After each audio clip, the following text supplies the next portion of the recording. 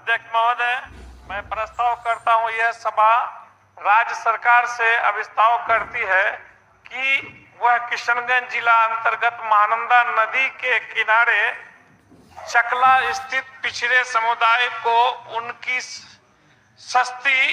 कीमत पर शिक्षा शुल्क हेतु अलीगढ़ मुस्लिम विश्वविद्यालय किशनगंज का विशेष केंद्र का शेष निर्माण संचालन हेतु राशि मुहैया की जाए। माननीय मंत्री शिक्षा विभाग। महोदय, प्रस्तुत संकल्प के प्रसंग में कहना है कि मंत्रिपरिषद की बैठक दिनांक 22/11/2011 के मत संख्या 29 में दी गई स्वीकृति के उपरांत राजस्व एवं भूमि सुधार विभाग के ज्ञापांक 126